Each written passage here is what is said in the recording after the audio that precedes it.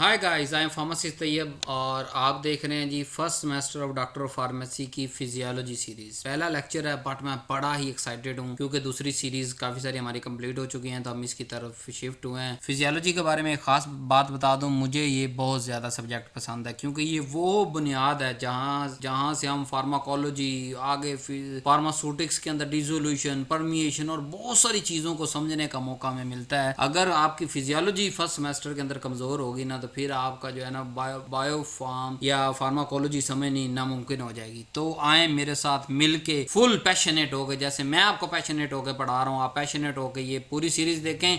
कोई लंबी चौड़ी नहीं है, कोई मेरा वो कहानियाँ नहीं है कि 100 लेक्चर बना दो कि 200 लेक्चर। जितने चैप्टर हैं उतने ही आपको जो है वो वीडियोस बनेंगी, चाहे वो 5 है 7 है आपके सामने है। छोटा सा क्लिप आपके सामने चला रहा हूँ जो अभी अपडेटेड सिलेबस HEC ने किया है, उसको मैंने डिफरेंट लेक्चर में डिवाइड कर दिया। आज पहला लेक्चर है, सब हेडिंग मैंने लिखी हुई है, आप देख सकते हैं, और मेरा जो है टाइटल भी आपके सामने लिख दिया। टोटल हम जो है वो इस सीरीज के 7 चैप्टर हैं और 7 ही लेक्चरों के अंदर इंशाल्लाह फिजियोलॉजी बड़ी अच्छी डिटेल के साथ कवर करेंगे। और उम्मीद है आपको ये फिजियोलॉजी हमारे specially doctor of pharmacy student के लिए बड़ी पसंद आने वाली है। और एक छोटी सी खुशखबरी भी आज पहली वीडियो के अंदर, वो भी मैं आपके साथ शेयर करूंगा ताकि वीडियो को आप एंड तक देख सकें। और आए शुरू करते हैं आज की वीडियो जी। फिजियोलॉजी को सबसे पहले बुनियादी समझ ले, what is the physiology. Physiology ये होता है कि हमारी बॉडी के अंदर जो स्ट्रक्चर है ना वो कौन कौन से फंक्शन परफॉर्म कर रहे हैं, यानी the cell, organelles, membrane, each and everything in living जो है उसका फंक्शनैलिटी की जब बात करेंगे ना तो उसको हम फिजियोलॉजी कहते हैं। और थोड़ा सा यहाँ समझाने की,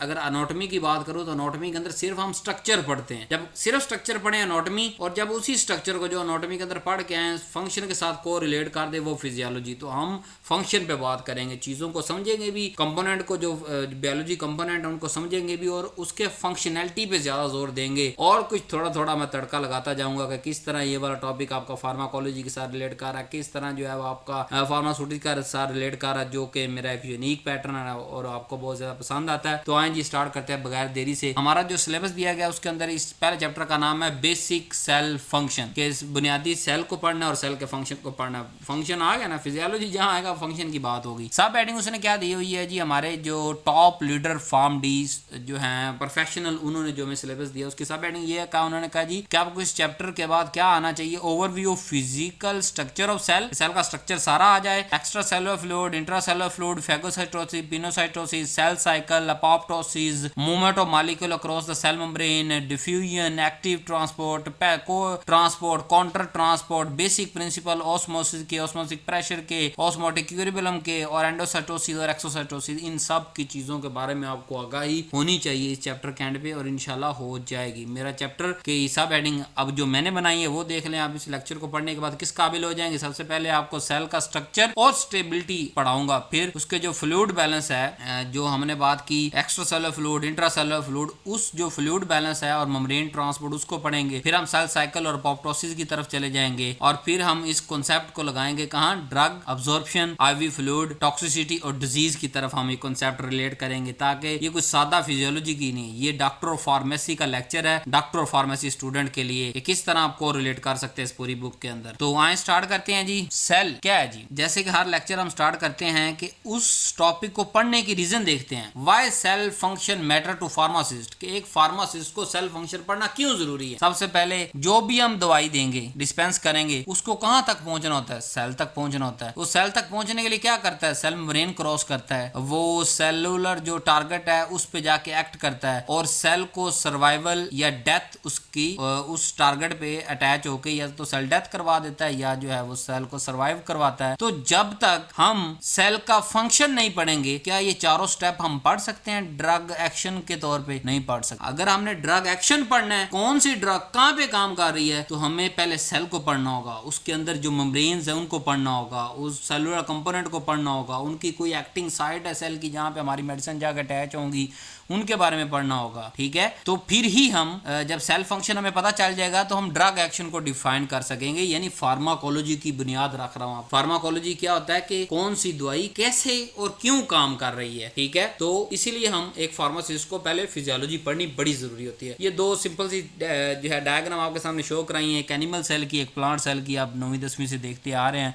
मेरा नहीं ख्याल कि इनको डिटेल में डिस्कस करने की जरूरत है। हम एक जनरल फिजिकल स्ट्रक्चर का लफ्ज इस्तेमाल हुआ हमारे सिलेबस के अंदर, तो फिजिकल स्ट्रक्चर ऑफ सेल क्या होता है जी, सेल कंसिस्ट ऑफ नंबर एक cell membrane, cytoplasm, organelles, nucleus, ये सारी चीजें मिलके क्या बना रही होती हैं, सेल बना रही होती है हमारे पास। और सेल का जो स्ट्रक्चर होता है ना, ये ड्रग उसके अंदर इंटर कैसे होनी है, उस पे एक्ट कैसे होनी है, और दोबारा ड्रग ने उस सेल को छोड़ के कैसे जाना है, ये तीनों चीजें समझने, यानी ड्रग कैसे सेल तक पहुंचेगी, कैसे सेल के अंदर इंटर होगी और कैसे सेल को लीव करेगी, इन तीनों चीजों को जो कि हमने फार्माकोलॉजी में पढ़नी है, उनको पढ़ने से पहले हमें सेल का पता होना जरूरी होता है कि उसका स्ट्रक्चर क्या क्या है। तो हम इन सब चीजों को जो सेल के कंपोनेंट हैं, या एक सादी तारीफ यहाँ पे बताता चलूं, what is cell? Cell is the fundamental structure and function unit of human body, कि जो हमारे पास ह्यूमन बॉडी होती है उसका एक बुनियादी जुज, छोटे से छोटा, यानी कि जो जर्रा हमारे जिस्म में पाया जाता है, जो कि पूरा एक फंक्शन परफॉर्म कर सकता है, उसको हम कहते हैं सेल। जैसे हमारे पास ऑर्गन, टिश्यू,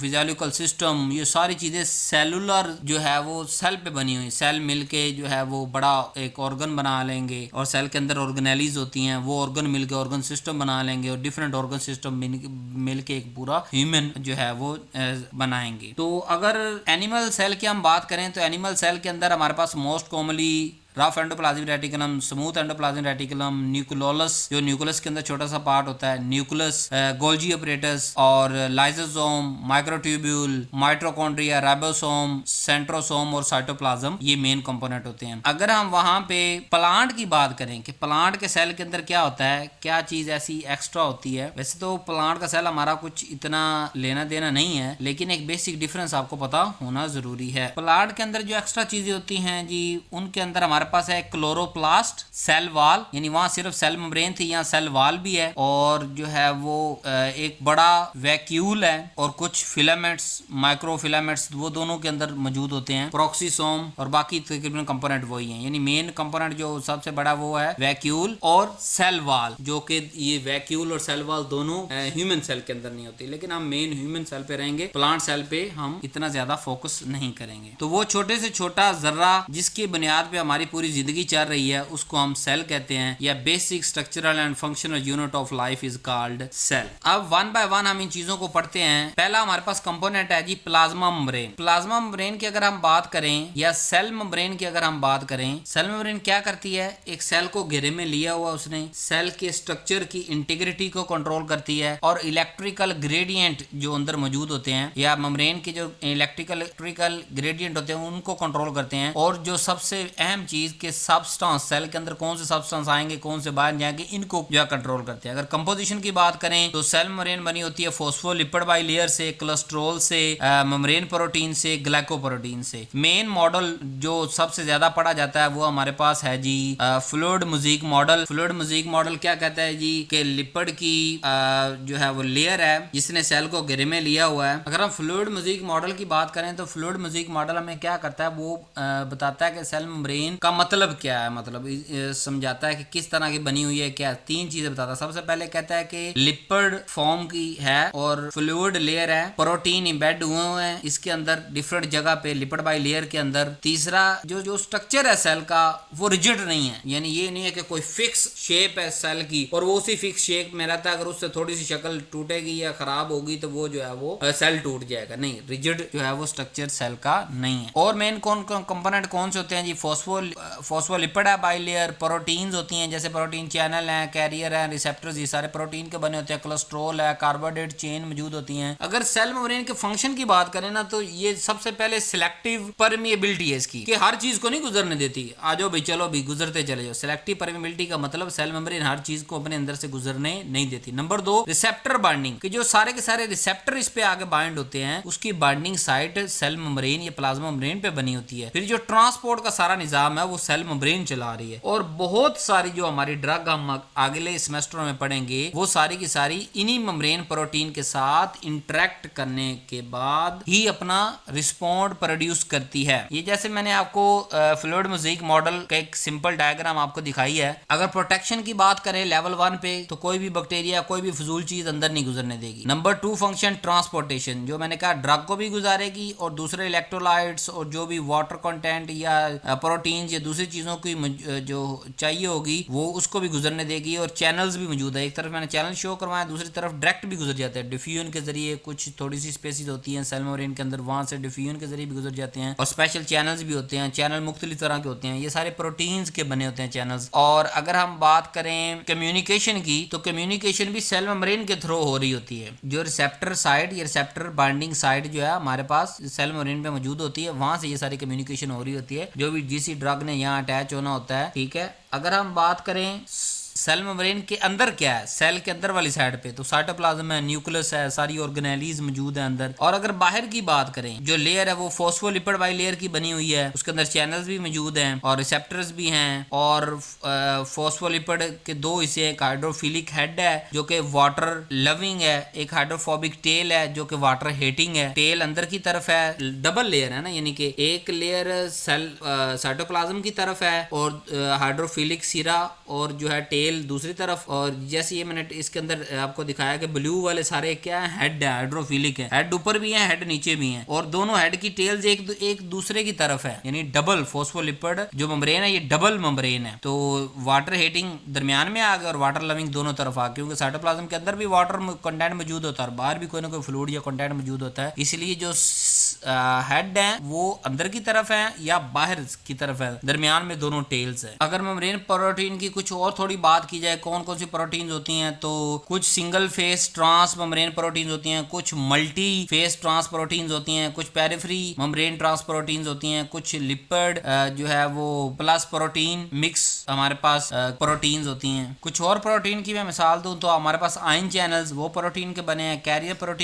प्रोटीन्स की बनी है, जी कपल्ड रिसेप्टर प्रोटीन वो भी सारी प्रोटीन्स की बनी हुई हैं। नेक्स्ट अगर हम थोड़ा साइटोप्लाज्म की बात कर लें, तो साइटोप्लाज्म के अंदर साइटोसोल होता है, जिसे हम इंट्रासेलुलर फ्लूइड भी कहते हैं, कि सेल के अंदर जो फ्लूइड होता है, इंट्रा मतलब एक सेल के अंदर जो चीज है उसे कहते हैं इंट्रा, उसको हम साइटोसोल भी कह देते हैं। साइटोप्लाज्म के अंदर ऑर्गेनेलीज होती हैं, साइटोस्केलेटन, मेजर ऑर्गेनेलीज के अंदर अगर आए ribosome, lysosome, Golgi apparatus, cytoplasm reticulum, mitochondria. और इनके अंदर अगर सारी बात करें तो माइटोकॉन्ड्रिया जो है वो एटीपी जो है प्रोडक्शन करती है, सेलुलर रेस्पिरेशन करवाती है और अपोप्टोसिस को किसी न किसी जगह हद तक कंट्रोल करती है। न्यूक्लियस एक मेन ऑर्गेनेली थी हमारे पास सेल के अंदर, तो उसके अंदर क्या होता है, डीएनए होता है जो सेल की डिवीजन और प्रोटीन सिंथेसिस को कंट्रोल करते हैं। और अगर न्यूक्लियस के अंदर की बात करें तो एक न्यूक्लियस मेम्ब्रेन है, एक न्यूक्लियोलस है, एक क्रोमैटिन है। अब दूसरा मेन टॉपिक हमारे पास आता है इंट्रासेलुलर और एक्स्ट्रा सेलुलर फ्लूइड। टर्म से जाहिर, इंट्रा मतलब एक सेल के अंदर, एक्स्ट्रा सेलुलर मतलब सेल के बाहर जितना भी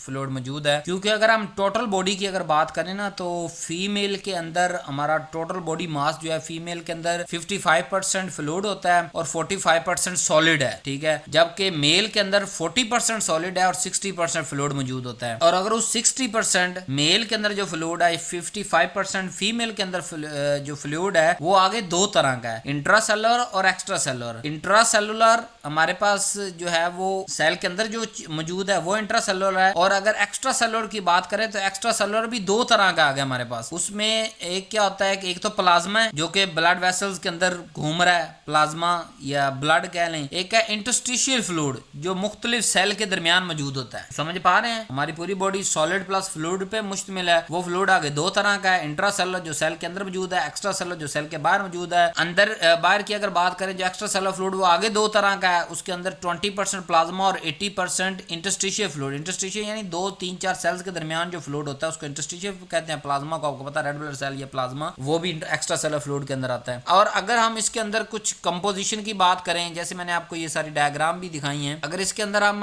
कंपैरिजन की बात करें, लोकेशन इंट्रासेलुलर फ्लूइड सेल के अंदर, extracellular outside the cell. और मेजर जो आयन होता है सेल के अंदर वो है पोटेशियम और मैग्नीशियम। और जो एक्स्ट्रा सेलुलर के होता है वो सोडियम और क्लोराइड। याद रखना है आपने, सेल के बाहर क्या मौजूद है, सोडियम और क्लोराइड। अगर मैं क्या कोई जब मैकेनिज्म पढ़ाऊंगा और बताऊंगा कि सोडियम अंदर आ गया, क्लोरीन अंदर आ गया, तो आपने परेशान नहीं होना। आपको वजूद पता होना चाहिए कि एक्स्ट्रा सेलुलर फ्लूइड के अंदर मेन कंपोनेंट, मेन आयन कौन से हैं, सोडियम और क्लोराइड। और अगर मैं बाज़ दफा कह रहा हूं कि सेल के अंदर से पोटेशियम मैग्नीशियम बाहर जा रहा है, तो आपको पता होना चाहिए एक्स्ट्रा सेलुलर जो इंट्रा सेलुलर फ्लूइड है उसके अंदर पोटेशियम और मैग्नीशियम की हाई मेजर आयन कंसंट्रेशन होती है। और बॉडी वेट जो परसेंटेज वो है 67%।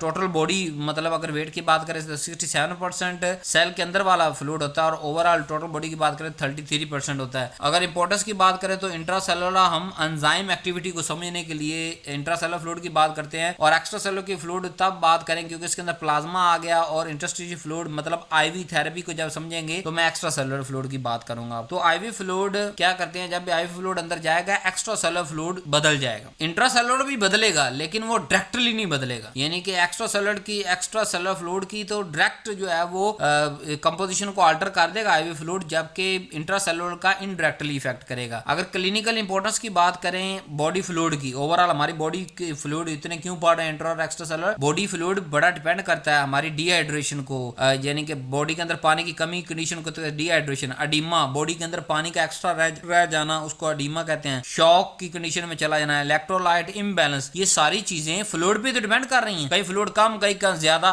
कई को आयन कम कोई ज्यादा। तो डिहाइड्रेशन, अडीमा, शॉक और इलेक्ट्रोलाइट इम्बैलेंस, इन चार मेन फिनोमेना को समझने के लिए हमें इंट्रा और एक्स्ट्रासेलुलर फ्लूइड की परसेंटेज और उसको समझ होनी चाहिए कि वो कौन सा अंदर है कौन सा बाहर है। तो फार्मासिस्ट के लिए बड़ा जरूरी है फ्लूइड को समझना, ताकि वो कल को जब आईवी थेरेपी बनाएगा, आईवी फ्लूइड बनाएगा, जो आईवी ड्रिप बनाएगा, वो उसको तभी समझ आ सकेगी जब उसे एक्स्ट्रासेलुलर और इंट्रासेलुलर फ्लूइड का पता होगा, उसके अकॉर्डिंग सिमिलर ही बनाएगा। जैसे यहाँ पे छोटी मिसाल देता हूँ, हम ड्रिप कौन सी इस्तेमाल करते हैं, NS normal saline 0.9% normal saline आपने सुना होगा, चाहे आपने नहीं पढ़ा अभी तक। तो आइसोटोनिक सॉल्यूशन भी इसे कहते हैं कि बॉडी के साथ सेम इसका ऑस्मोटिक प्रेशर होता है, आगे चल के पढ़ते हैं। लेकिन यहाँ एक छोटी सी बात को रिलेट कर रहा हूं ताकि आपको बात याद रह सके। मैंने आपको एक्स्ट्रासेलुलर फ्लूइड के अंदर कौन सा कंपोनेंट ज्यादा पढ़ाया, सोडियम और क्लोराइड। मैंने यही बताया ना कि एक्स्ट्रासेलुलर फ्लूइड के अंदर सोडियम और क्लोराइड मेजर आयंस है, मेजर मतलब इनकी मिकदार बहुत ज्यादा है। और उधर आईवी थेरेपी कौन सी दे रहे हैं, सोडियम क्लोराइड, नॉर्मल सलाइन 0.9%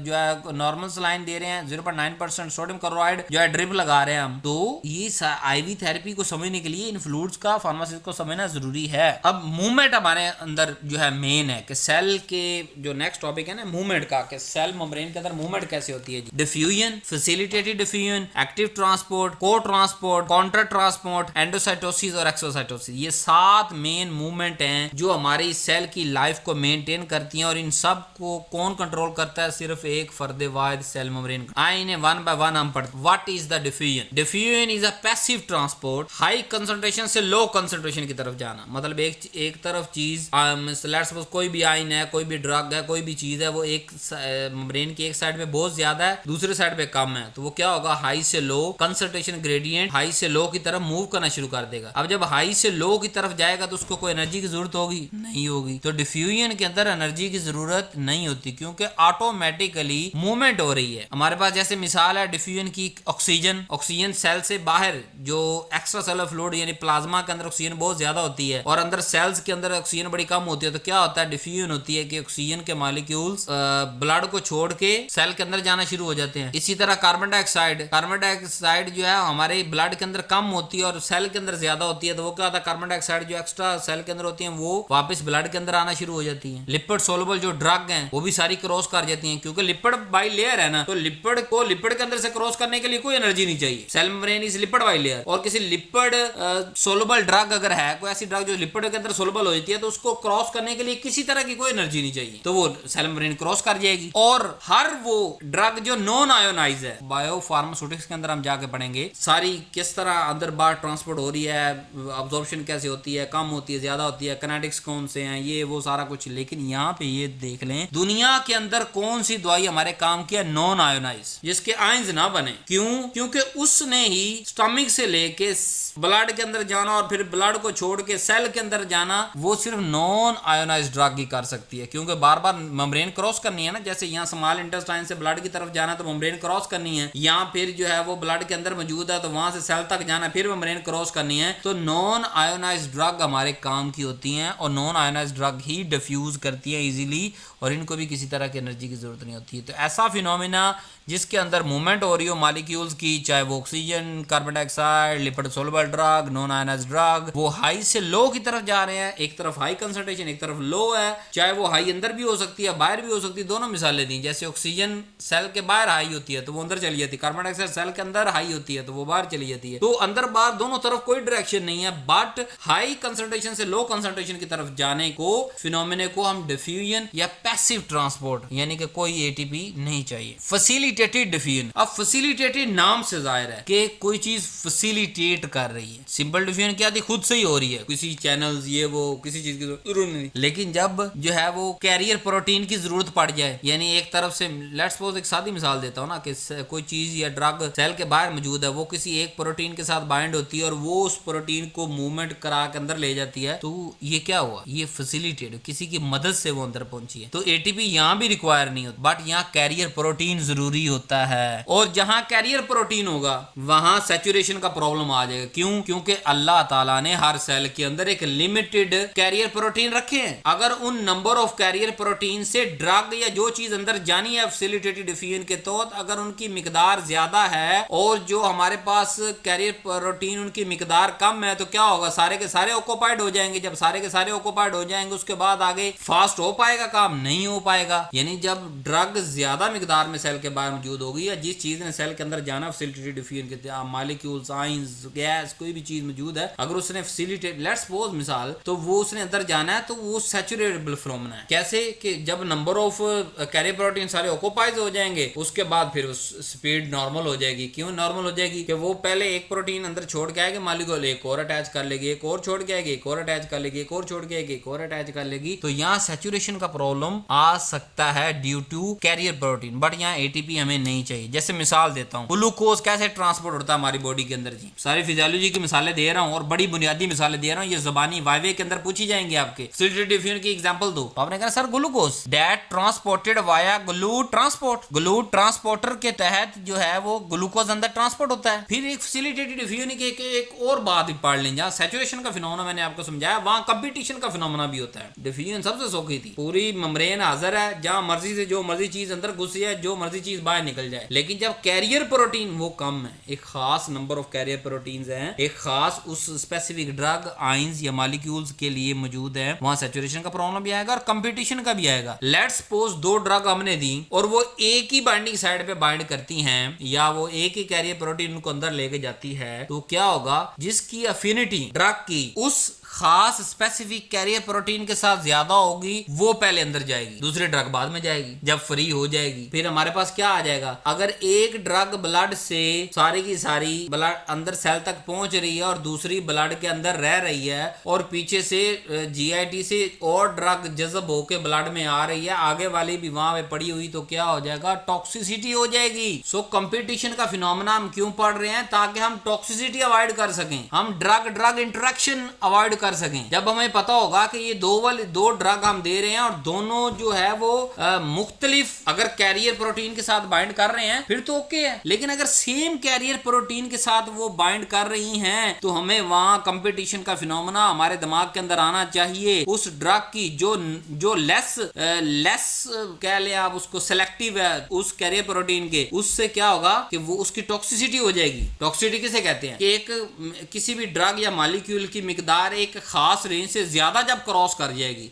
तो यहाँ ज्यादा ही रह रही है, जो ऑब्जॉर्व हुई थी वो भी ब्लड के अंदर है और वो आगे ब्लड को छोड़ नहीं रही क्योंकि वो रिसेप्टर सारे बाइंड हुए हैं, वहां जो कैरियर प्रोटीन सारी बाइंड हुई है, दूसरी कोई और ड्रग अंदर जा रही है, वो बेचारी ब्लड के अंदर अकोमुलेट हो रही है, पीछे से 2-3 घंटे के अंदर जो है वो सारी की सारी ड्रग अब्जॉर्ब होकर ब्लड में पहुंच गई, तो वो क्या होगा, टॉक्सिसिटी हो जाएगी। तो ड्रग इंटरेक्शन, टॉक्सिसिटी, कॉम्बिनेशन, इसीलिए आपको फिजियोलॉजी पढ़ा रहा हूं। आज आपको फिजियोलॉजी का पता होगा तो कल को आप गुड फार्माकोलॉजिस्ट बन सकेंगे। आज आपको फार्मा जो है फिजियोलॉजी का पता होगा, कल को आप गुड क्लिनिकल फार्मासिस्ट बन सकेंगे। और आने वाले दौर क्लिनिकल फार्मासिस्ट का है, आप पहले सेमेस्टर के अंदर है, मैं आज ही आपको बता रहा हूं, दुनिया के अंदर या पाकिस्तान के अंदर या इंडोनेशिया, बांग्लादेश के अंदर बड़ी फार्मेसी बन गई, बड़े मेडिकल स्टोर बन गए, बड़े अस्पताल बन गए। अब सिर्फ कमी एक चीज की रह गई है, वो है हमारा क्लिनिकल रोल। और क्लिनिकल रोल पहले दिन से समझा रहा हूं कि डॉक्टर के साथ, एमबीबीएस के साथ कुर्सी डाल के बैठ के क्लिनिकल रिस्पॉन्सिबिलिटीज फिलहाल हमारे सब कॉन्टिनेंट में नहीं है। और आने वाला 5 साल क्लिनिकल फार्मासिस्ट क्या है। तो अगर आज आप फिजियोलॉजी को एक नॉर्मल या माइनर सब्जेक्ट समझ के फेंक देंगे तो कल को आपको फार्माकोलॉजी नहीं आएगी और परसों आप क्लिनिकल फार्मासिस्ट फार्मासिस्ट नहीं लग सकेंगे। तो जो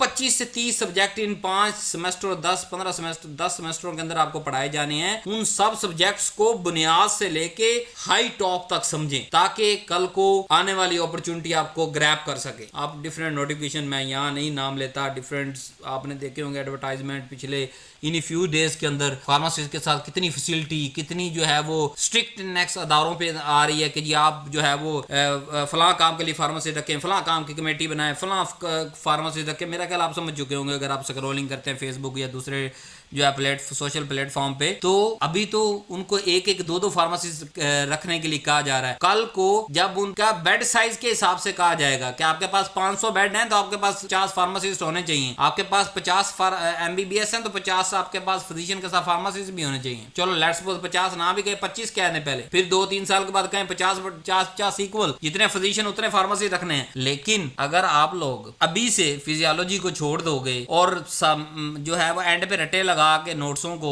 फार्माकोलॉजी को रटे लगा के 5 साल पूरे कर लोगे तो कल को क्लिनिकल फार्मेसी कौन लगेगा? नहीं लग सकता। Next, active transport. नाम से जाहिर एक्टिव मतलब कोई ना कोई एनर्जी लगनी है, एटीपी की खर्चा होना है, हमने अय्याशी करनी है सेल ने। Movement of substance against the concentration gradient, कि जब वो कंसंट्रेशन के अगेंस्ट जा रहा है, यानी एक तरफ लो कंसंट्रेशन है और दूसरी तरफ ऑलरेडी हाई है, लेकिन वो फिर भी लो से हाई की तरफ जा रहा है। अब जब उल्टा काम करना होगा तो हमें एनर्जी की जरूरत पड़ेगी, या शाह खर्ची करनी है तो हमें खर्ची की जरूरत पड़ेगी। तो याद रखना, एक्टिव लफ्ज मतलब एटीपी रिक्वायर्ड, मतलब अगेंस्ट द कंसंट्रेशन ग्रेडियंट, लो से हाई की तरफ मूवमेंट। वो क्यों होते हैं? बहुत सारी नॉर्मल फंक्शनैलिटी के लिए और बहुत सी एबनॉर्मल नॉर्मेलिटीज जब प्रोड्यूस होती हैं उनको अंडरस्टैंड करने के लिए हमारे पास होती। जैसे हमारे पास है sodium potassium pump, example active transport का। ये सोडियम पोटाशियम पंप जो है वो एक्टिव ट्रांसपोर्ट के बगैर नहीं चलता, उसे एटीपी चाहिए। कोई चीज बाहर से अंदर लेके जानी है और अंदर से बाहर लेके आनी है तो उसको आपको जो है वो देना पड़ेगा। सोडियम पोटाशियम पंप का छोटा सा, और इस पंप के साथ हमने लफ्ज एटीपीज भी लगाया है, सोडियम पोटाशियम एटीपीज पंप, ताकि समझ आ सके कि ये एटीपी के बगैर नहीं चलता। मैकेनिज्म थोड़ा सा समझा देता है उसका। इसमें होता क्या है कि 3 सोडियम के जो आयंस हैं वो आउट जाते हैं और 2 पोटाशियम के आयन इन जाते हैं और 1 एटीपी खर्च होता है। ये जैसे रेस्टिंग मेम्ब्रेन पोटेंशियल में जब आपको पढ़ाऊंगा, या सेल वॉल्यूम को रेगुलेट करना जब मैं आपको पढ़ाऊंगा,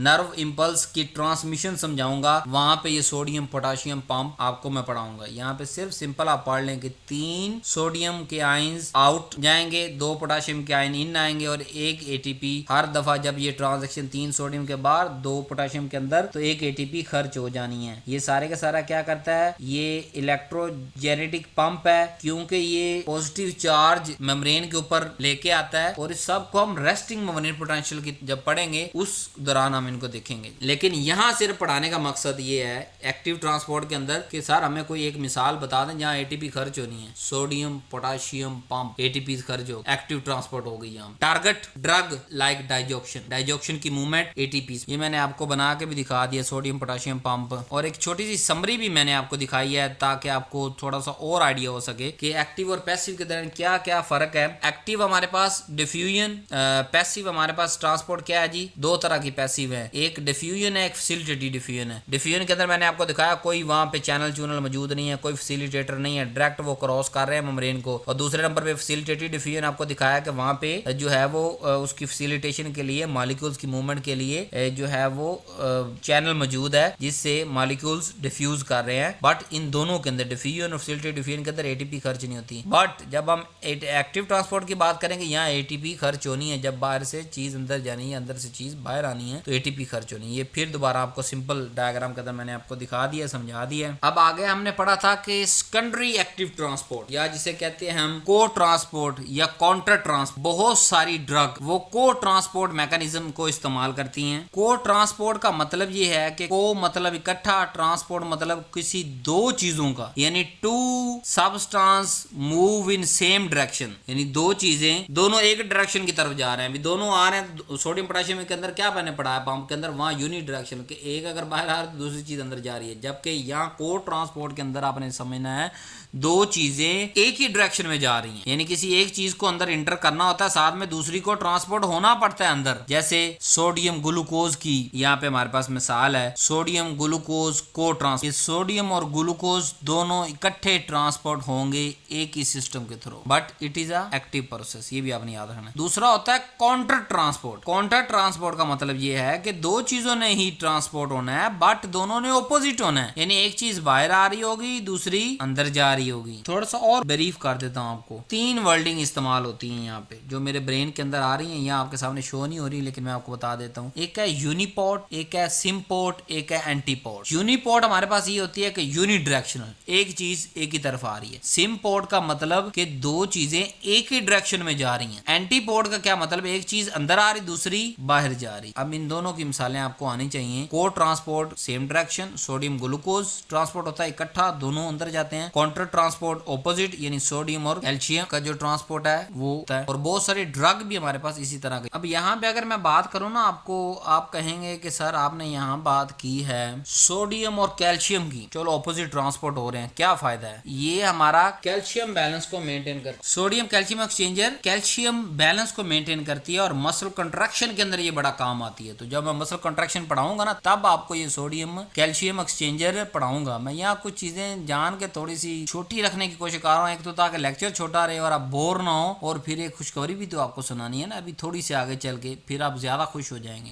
कि क्यों सिंपल रख रहा हूँ मैं। नेक्स्ट टॉपिक पे चलते हैं, ऑस्मोसिस और ऑस्मोटिक प्रेशर। परेशान ना हो अगर जो है वो इस लेक्चर पे अगर आप मुतमिन हो जाएंगे तो कोई इशू नहीं मुझे, मैं साथ ही लेक्चर के अंदर बुक को जरा जल्दी कवर करना चाहता हूँ ताकि थोड़ा सा ओवरव्यू मिल जाए। इसके बाद अगर हमें दोबारा इन टॉपिक्स पे स्पेसिफिक वीडियो बनाने का मौका मिलेगा तो इंशाल्लाह फिर वहां फिर जम के करेंगे। फिर पूरी वीडियो ऑस्मोटिक और ऑस्मोटिक प्रेशर पे आएगी, फिर पूरी वीडियो इन काउंटर जो है वो यूनिपोर्ट पे आएगी। लेकिन यहाँ हमें पूरा चैप्टर पढ़ाना है, तो अब थोड़े टाइम के अंदर पूरा चैप्टर पढ़ाना, समझ रहे हैं? आपको छोटा छोटा टच दे रहा हूँ और आपको जल्दी से खुशखबरी की तरफ लेके जा रहा हूँ। ऑस्मोसिस और ऑस्मोटिक प्रेशर क्या होता है? ऑस्मोसिस कहते हैं जी movement of water across the semi permeable membrane, के ऐसी मेम्ब्रेन जो सेमी परमिएबल है, यानी किसी चीज को गुजरने देती है, किसी को नहीं गुजरने देती, उस सेमी परमिएबल मेम्ब्रेन में से जब वाटर मूव करेगा तो वाटर की मूवमेंट को हम कहते हैं ऑस्मोसिस। और जो उस मूवमेंट पे प्रेशर लगता है उसको कहते हैं ऑस्मोटिक प्रेशर। अब ये क्यों पढ़ रहा हूँ, क्यों पढ़ा रहा हूँ आपको ऑस्मोसिस या ऑस्मोटिक प्रेशर? जब हम नॉर्मल सलाइन बनाएंगे, जब हम ड्रिप बनाएंगे, और आगे मैं बनाना सिखाऊंगा आपको अगले लेक्चर्स के अंदर, आईवी फ्लूइड की पूरी कंसंट्रेशन को मेंटेन करना सिखाऊंगा, वहां फिर मैं आपको ये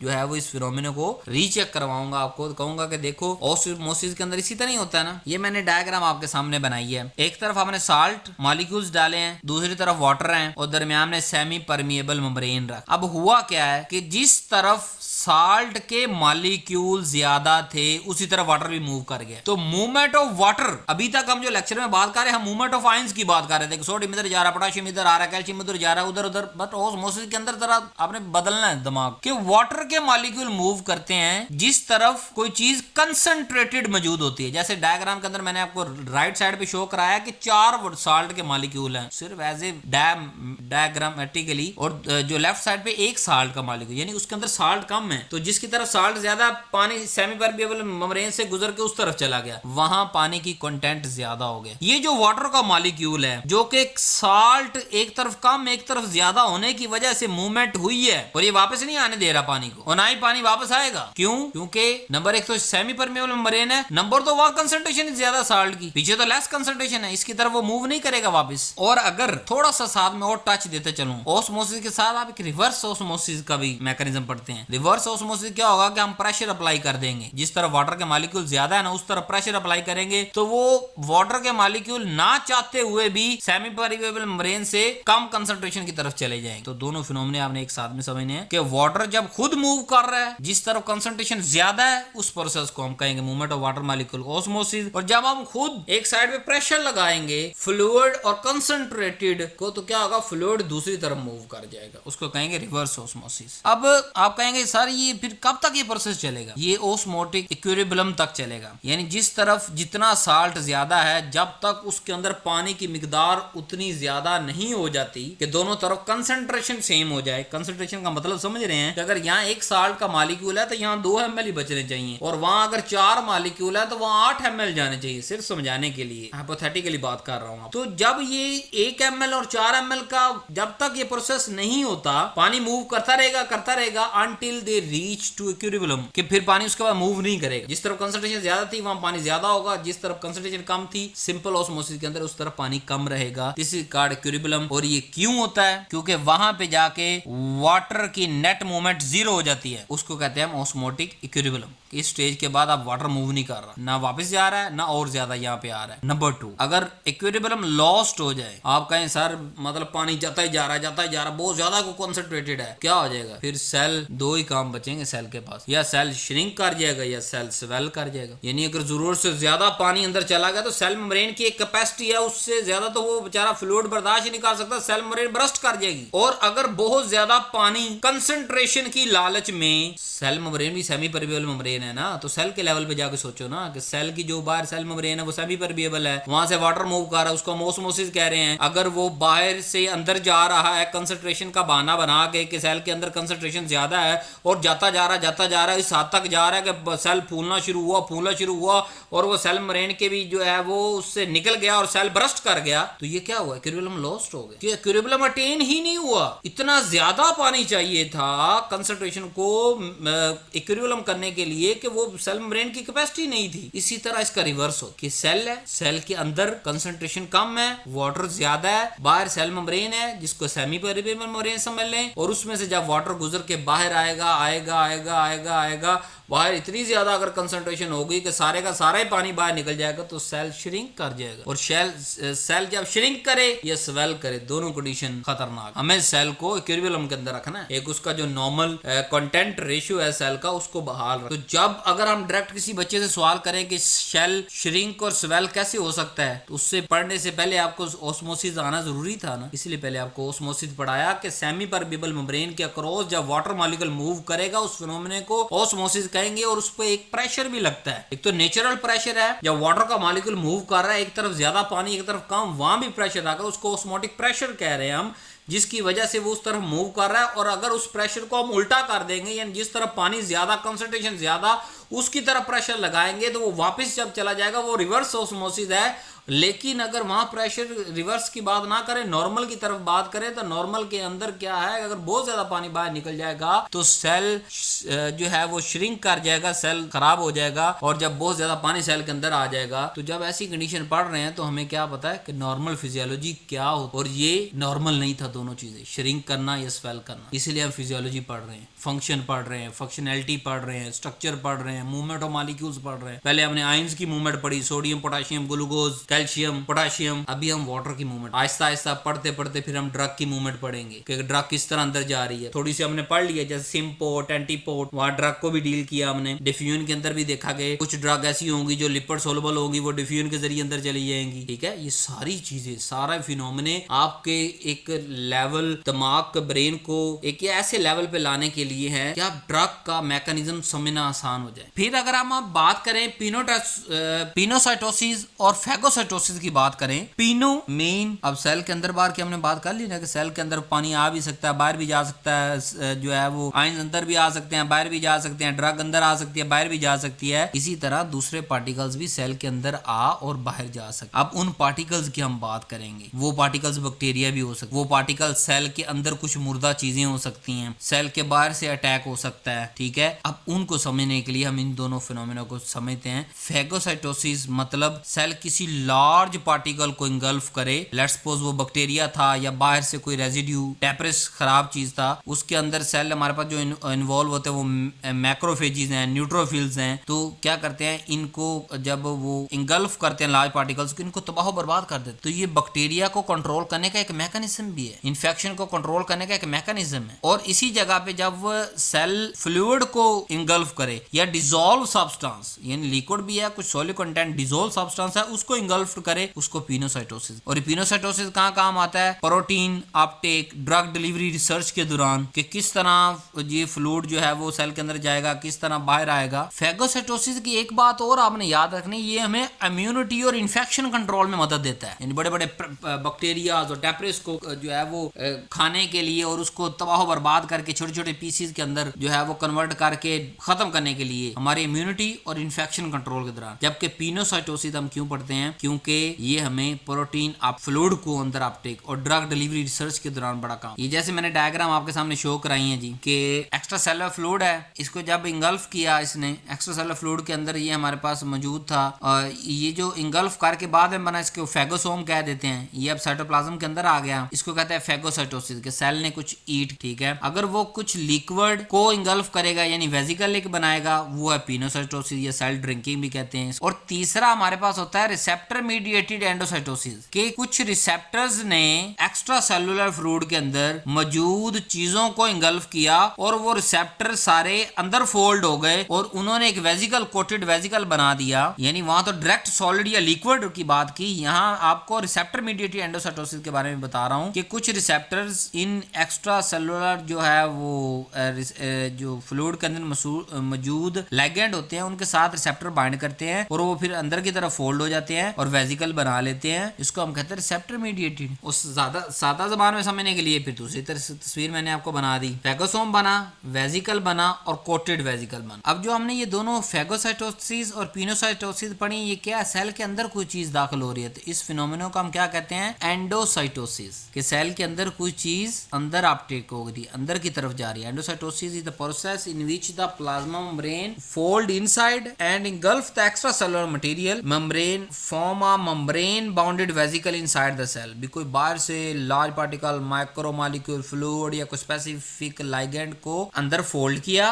और उसके गिर्द जो है वो मेम्ब्रेन बाउंडेड वेजिकल बना और वो सेल के अंदर चला गया। इस सारे प्रोसेस को एंडोसाइटोसिस कहते हैं। इसके अंदर हमारे पास दो टाइप्स में आपको पढ़ा चुका हूँ, फेगोसाइटोसिस और एंडोसाइटोसिस। इसके अंदर हमें मोस्टली एटीपी रिक्वायर्ड होती है। अब आपके ज़हन में एक सवाल बार बार और आ रहा होगा, सर अब रिसेप्टर मीडिएटेड एंडोसाइटोसिस जो आपने पढ़ाया वो कहाँ पे हमारे काम आएगा? वो कोलेस्ट्रॉल अपटेक जब करेंगे यानी लो डेंसिटी लिपोप्रोटीन जो है उसको करेंगे तो वो थ्रो रिसेप्टर अंदर बाइंड होती है और अंदर चली जाती है और कोलेस्ट्रॉल जो है वो अंदर जाके रिलीज हो जाता है। यानी सेल कोलेस्ट्रॉल जो अंदर सेल के अंदर जाता है वो रिसेप्टर मीडिएटेड के थ्रू जाता है। तो हर जो फिनोमेना आपको पढ़ा रहा हूँ वो काम का है। अब दूसरी मिसाल, क्योंकि जैसे आपको पता है कि सेल अपने एनवायरनमेंट से कुछ ना कुछ लेता भी रहता है और देता भी रहता है, तो एंडोसाइटोसिस कुछ अंदर ले लिया, आप कोई चीज बाहर भी तो फेंकेगा, उसको कहते हैं exocytosis. Is a process by which the intracellular vesicle fuse with plasma membrane and release the content outside the cell. इसके अंदर क्या होता है कि अंदर से मेम्ब्रेन बाउंडेड वेसिकल आके सेल मेम्ब्रेन के साथ अटैच होगा और फिर वहां से सेल मेम्ब्रेन खुल जाएगी और सारे का सारा डेब्रिस बाहर फेंक दिया जाएगा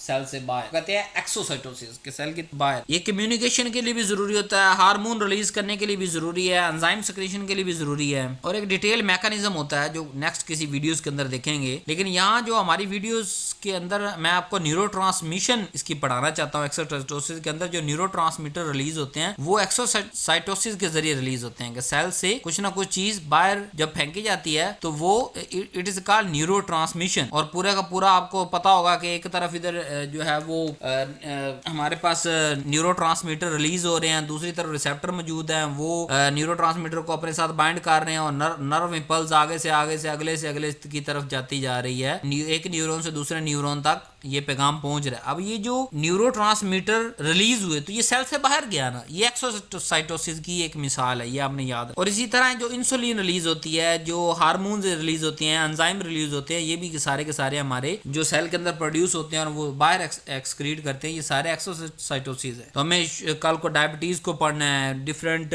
हार्मोनल डिसबैलेंस को पढ़ना है, तो हमें पता होना चाहिए कि हार्मोन कहाँ से आ रहा है, सेल के अंदर से आ रहा है। और ये आपको एक पाथवे मैंने दिखाया कि देखिए अंदर सेक्रेटरी जो बाहर वेजिकल फेंकना है वो है, फिर वो साइटोप्लाज्म से मूव होता होता सेल मेम्ब्रेन के साथ जुड़ा और वहां से फिर स्ट्रक्चर रीअरेंज हो गया और पूरे का पूरा जो कंटेंट है बाहर रिलीज होगा। This is called exocyte. जी तो नेक्स्ट टॉपिक की तरफ चलते हैं। नेक्स्ट टॉपिक भी मेरा बड़ा फेवरेट है, सेल साइकिल। आप 9वीं 10वीं से पढ़ते हो आ रहे हैं, जल्दी से क्विकली रिवाइज करेंगे, परेशान ना हो, आपको बोर नहीं करेंगे और उम्मीद है अभी तक आप बोर हुए भी नहीं होंगे, क्योंकि मैं आपको वो कोर बातें बता रहा हूँ जो आपको हजारों बुक्स पढ़ने के बाद पता चलेंगी। तो लेक्चर सुनते जाएं, साथ में नोट्स बनाते जाएं, ठक करके पेपर पास, हर चीज pass, viva pass, clinical pharmacy. तो cell cycle is an order sequence of event by which the cell grow, duplicate its DNA and divide into the two genetical identical daughter cells. यानी cell cycle कुछ नई चीज नहीं है, बहुत सारे events मिलके यानी कि उनको हम एक नाम दे, उनको हम सेल साइकिल कहते हैं। उस इवेंट्स के दौरान होता क्या है कि सेल ग्रो कर, सेल अपने डीएनए की डुप्लीकेट तैयार करता है, ठीक है, और उसके बाद जो है वो दो आइडेंटिकल डॉटर सेल साइकिल के एंड पे बनते हैं। कुछ ऐसे सीक्वेंस जिनके तहत सेल 1 से 2 के अंदर डिवाइड हो जाता है, उसको हम कहते हैं सेल साइकिल। उन सीक्वेंस ऑफ इवेंट्स क्यों जरूरी है? कोई टिश्यू रिपेयर करना है, कोई डैमेज सेल को रिप्लेस करना है, या सेल को नॉर्मली जैसे ऐसा हम बड़े हो रहे होते हैं तो ज्यादा सेल्स की प्रोडक्शन हो रही होती है, तो सेल को ग्रो करने के लिए भी सेल साइकिल की जरूरत। अब हम इनको क्यों पढ़ रहे हैं, बहुत बड़ी मेजर वजह है सेल साइकिल को पढ़ने की, बताऊंगा। जब एक फार्मासिस्ट को सेल साइकिल समझ आ जाता है ना, वो कैंसर के डेवलपमेंट को समझता है। सादा जबान में कैंसर क्या है? ऐसा सेल जो दिमाग के कंट्रोल के अंदर नहीं है। अब ये डेफिनेशन किताबी डेफिनेशन नहीं बता रहा, एक सादी सिंपल समझाने के लिए आपको डेफिनेशन बता रहा हूं कि ऐसा सेल जो हमारे दिमाग के रिस्पॉन्स से बिलियन ट्रिलियन ऑफ सेल में से कोई 1 2 4 6 सेल जो हमारे दिमाग से पैगाम लेना छोड़ दे और अपना ही वेस्कुलर सिस्टम, अपने ब्लड वेसल्स अपने अंदर और अपनी ग्रोथ बनाते जाए, अनकंट्रोल ग्रोथ जो है उसकी जो होती जाए, उसको कहते हैं हम कैंसर। और कैंसर को समझने के लिए पहले नॉर्मल सेल की ग्रोथ को समझेंगे तो हमें पता चलेगा कि नॉर्मल की किस फेज या किस इवेंट पे, सीक्वेंस ऑफ इवेंट है ना,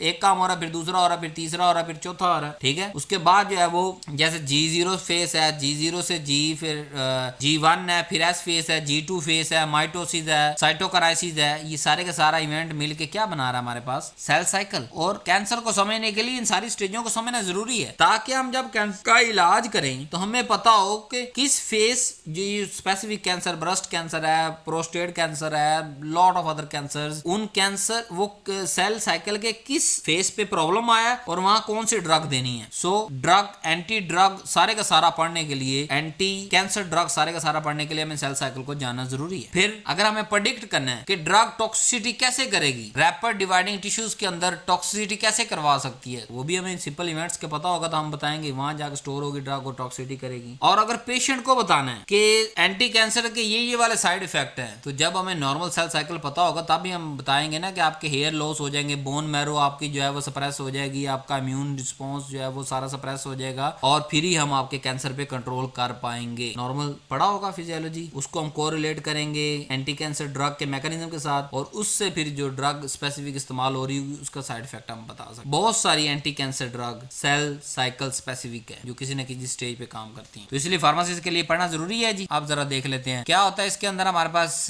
G0 फेस होती है, G0 फेस के बाद होता है हमारे पास G1 फेस, यानी कि आप इसे ग्रोथ की फेस भी कह सकते हैं, ठीक है। फिर हमारे पास S फेस यानी सिंथेटिक फेस, यानी यहाँ पे कुछ ना कुछ नया बन रहा है, जैसे डीएनए रिप्लिकेट होता है इस फेस के अंदर। G2 की बात करें, फिर दोबारा ग्रोथ के लिए तैयार होना G2 फेस के अंदर आता है, और जो है वो चेक पॉइंट्स यहाँ पे डिफरेंट, अगर जो डीएनए डैमेज है तो डिफरेंट चेक पॉइंट्स से गुजरता है। फिर और जो है वो क्रोमोसोम सेपरेशन होती है, स्पिंडल जो है वो पिन पॉइंट हो जाते हैं, और लास्ट में साइटोप्लाज्मिक डिवीजन होके, जिसे साइटोकाइनेसिस भी कहते हैं, कि सेल अंदर से 2 में डिवाइड हो जाता है और सेल जो है वो 1 से 2 के अंदर डिवाइड हो जाता है। ये हमारे पास था मेन सेल साइकिल। ये मैंने आपके लिए यहाँ ओवरव्यू थोड़ा सा लिखा है कि the cell cycle 2 major phase होती हैं, एक होता है इंटरफेस, एक होता है एम फेस। इंटरफेस के अंदर हमारे पास आ जाता है G1, S और G2, ये सारी प्रिपरेटरी फेस होती हैं। एम फेस के अंदर माइटोसिस होती है, साइटोकाइनेसिस होती है, डिवीजन हो जाती है। इंटरफेस की बात करें तो ये सेल साइकिल का 90% हिस्सा इंटरफेस है, और जो एम फेस है वो बाकी का 10% एम फेस है। और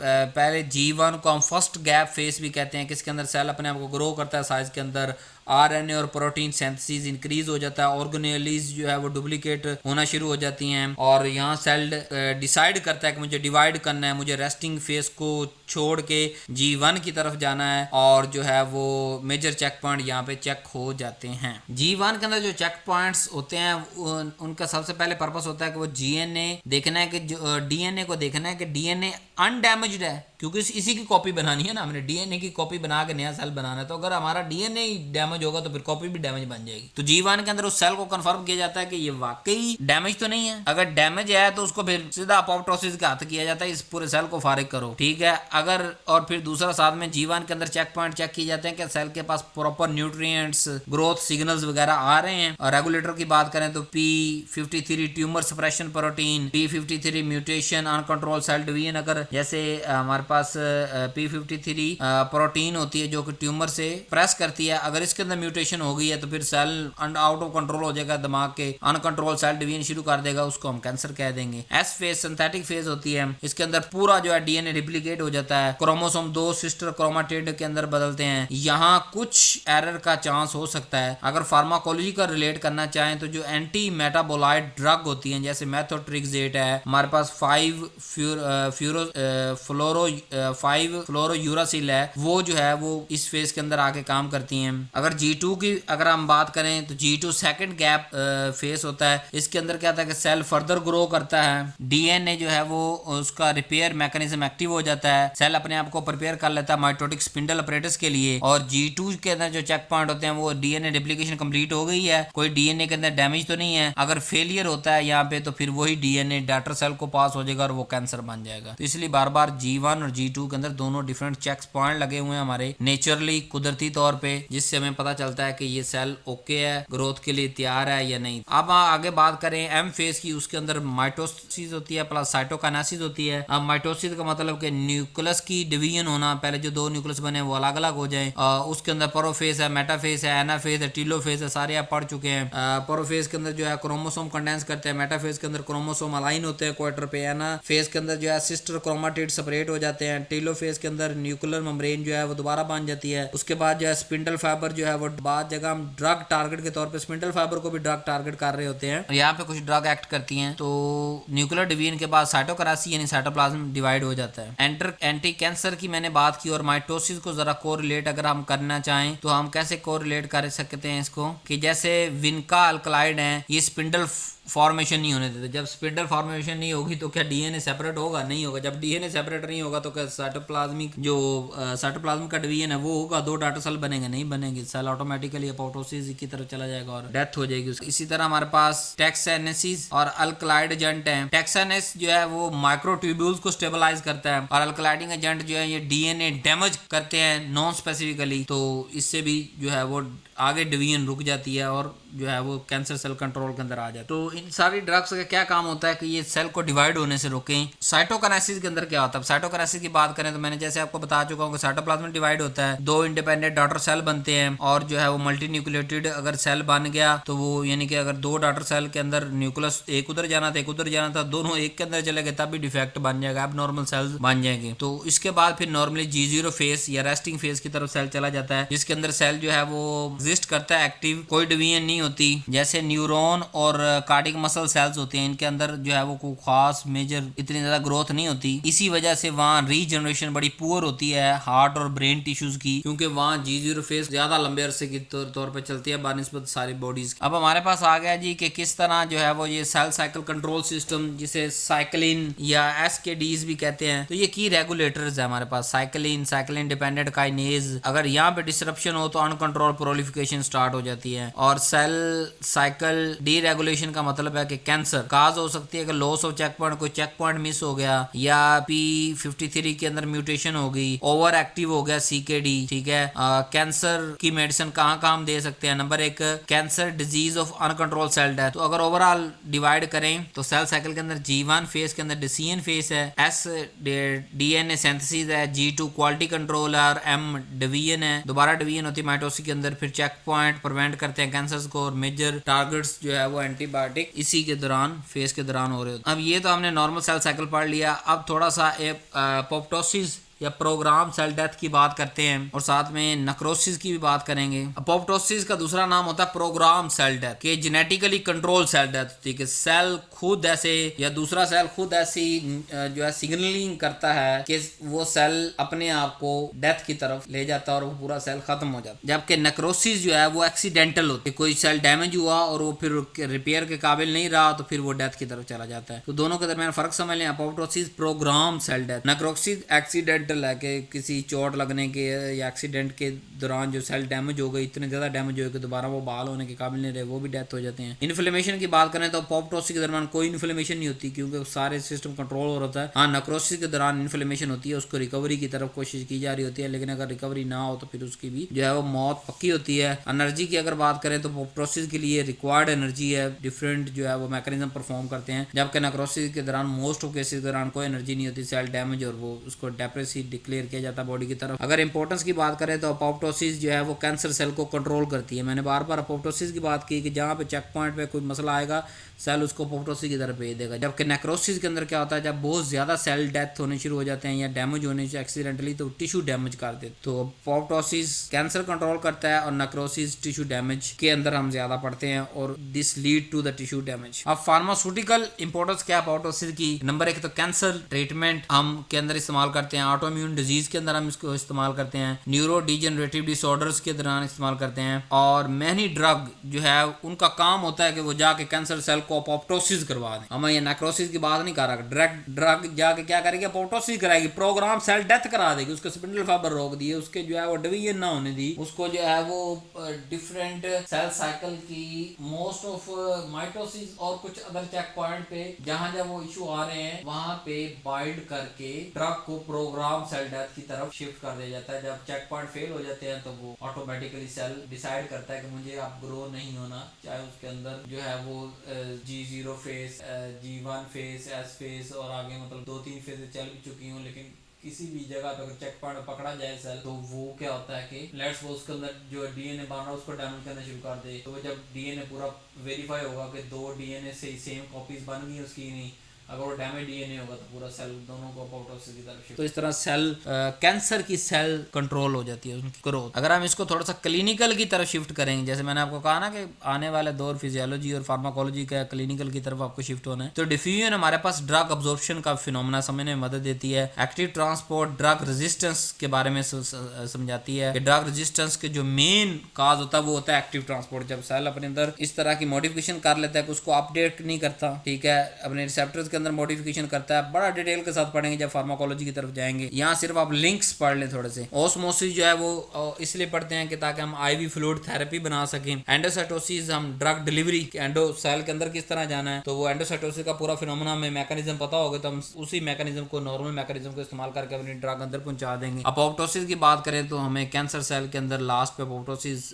प्रोग्राम सेल डेथ करवानी होती है, तो इसलिए हम कैंसर ट्रीटमेंट के दौरान जो है अपोप्टोसिस को जो है वहां लिंक कर सकते। So thank you very much. उम्मीद है आपको लेक्चर बहुत ज्यादा पसंद आया होगा और खुशखबरी आपके सामने है कि पूरी की पूरी जो बुक है फिजियोलॉजी की, जिसका मैंने सब हेडिंग रखी है कि foundation of human physiology for doctor of pharmacy semester 1, इसमें सेलुलर मैकेनिज्म है, न्यूरल कंट्रोल है और कार्डियोवास्कुलर इंटीग्रेशन है, मेरी अपनी लिखी हुई है और वेबसाइट पे अवेलेबल है, और वेबसाइट हर स्लाइड के नीचे आ रही है www.pharmacisttayyibofficial.com। इन सब के नीचे जो आ रही है इस वेबसाइट पे जाएं। ये डिजिटल बुक है, ऑनलाइन आप पेमेंट करें और वहाँ जो है मेरे व्हाट्सएप पे रब्ता करें और विद इन फ्यू सेकंड ये बुक आपको आपके कंप्यूटर या जो है वो मोबाइल के अंदर ये बुक नज़र आना शुरू हो जाएगी आफ्टर पेमेंट। ऑनलाइन ऐप जो है www.pharmacisttayyibofficial.com पे जैसे दूसरी books physical pharmacy, biochemistry, first semester से लेकर 10th सेमेस्टर तक सारी बुक्स वहाँ पे ऑलमोस्ट अवेलेबल हैं, तो ये फिजियोलॉजी की बुक भी वहाँ पे अवेलेबल है। आप उस वेबसाइट को विज़िट करें, उसकी कीमत देखें कि कितना डिस्काउंट लगा हुआ है उस पर, और जो है वो मोस्ट ऑफ टाइम पे डिस्काउंट ही होता है साल के सारा साल। सिर्फ मेरी वजह ये है कि बुक लिखना या कमाई करना मेरी वजह नहीं है, मेरा ये कंटेंट आप तक पहुंचाने का मकसद ये है कि जो एक प्रिंटिंग का, प्रेस का सारा खर्चा होता है, डिस्ट्रीब्यूशन का, शॉप्स का, उन सारे खर्चों को माइनस करके मैं लिख रहा हूँ, डायरेक्ट वेबसाइट पे शो करा रहा हूँ और मिनिमम से जो है वो आपसे पैसे ले रहा हूँ। सिर्फ वो पैसे इसलिए हैं क्योंकि वो पूरे वेबसाइट पे जो सालाना खर्चा होता है उसी को बड़ी मुश्किल से हम मीटअप कर पाते हैं, इसीलिए आपसे कम कीमत पर पेजेस के हिसाब से होते हैं कि अगर पीडीएफ थोड़ी सी बड़ी है तो पैसे ज़्यादा हैं, अगर पीडीएफ कम है, कंटेंट कम है उस बुक का, तो उसकी जो है वो पैसे कम है। क्वालिटी नॉट कंप्रोमाइज, अगर कोई 500 की बुक है तो उसके अंदर भी क्वालिटी 100% है, और अगर कोई 2000 की बुक है उसके अंदर भी। वजह ये होती है कि जैसे फिजियोलॉजी थोड़ी सी लेंथी कॉन्सेप्ट है, इस बुक के अंदर डिफरेंट डायग्राम्स, यहाँ तो थोड़ी सी डायग्राम मैंने शो की, थोड़ी सी जो है वो कॉन्सेप्ट, क्योंकि ये मैंने अपने लिए लिखा कि जितनी को मुझे हेडिंग चाहिए होती है बाकी सारा अपने ब्रेन से पढ़ा रहा हूँ, लेकिन वहाँ आपको पॉइंट टू पॉइंट मिलेगा। आप जाएं, उसको समझे, रट्टा लगाएं और अपनी फिजियोलॉजी को क्लियर करें, ना सिर्फ थ्योरेटिकली बल्कि प्रैक्टिकली भी, प्रैक्टिकल के अंदर भी बड़ी सपोर्ट मिलेगी जब आपको एक्चुअल कॉन्सेप्ट आते होंगे। और प्लस इन फ्यूचर जब फार्माकोलॉजी या दूसरे सब्जेक्ट के साथ जैसे मैं लिंक करता हूँ चीज़ों को, clinical link, pharmacological link, pharmaceutical link, books के अंदर भी लिंक को मेंशन किया गया है ताकि आपको आज से अंदाजा हो सकेगा अच्छा अगर मैं सेल साइकिल को छोड़ रहा हूँ तो कल को मुझे एंटी कैंसर समझ नहीं आएगा, अच्छा आज अगर ये टॉपिक छोड़ रहा हूँ तो कल को फलां टॉपिक मुझे समझ नहीं आएगा, आज अगर मैं इंट्रा जो है वो फ्लूइड के बारे में, इंट्रा सेलुलर या एक्स्ट्रा सेलुलर फ्लूइड को छोड़ रहा हूँ, कल को आने वाला जो आईवी फ्लूइड है वो मुझे समझ में नहीं आएगा। इस वजह से बहुत ज़्यादा इंटीग्रेटेड किया गया, लेकिन बिल्कुल सिंपल लैंग्वेज के अंदर है और बिल्कुल न्यू पैटर्न के साथ लिखी गई है। डॉक्टर ऑफ फार्मेसी आप लोगों के लिए लिखी गई है। अगर आपको ये वीडियो पसंद आई है इसको लाइक करें, शेयर करें और ये बुक भी जाकर परचेज करें। नीचे एक स्वीट सा कमेंट लाजमी करें और लाइक को शेयर करने का मकसद ये है अपने क्लास फेलों के साथ शेयर कर दें, अपने व्हाट्सएप ग्रुप के अंदर शेयर कर दें, क्लास के ग्रुप के साथ, अपने टीचर के साथ शेयर कर दें। तो इसका मकसद सिंपल और स्ट्रेट फॉरवर्ड ये है कि ताकि हमारा ये पैगाम मैसिव तक, यानी एक बहुत बड़ी जो डॉक्टर ऑफ फार्मेसी के स्टूडेंट्स हैं उन सब तक ये पहुंच जाए।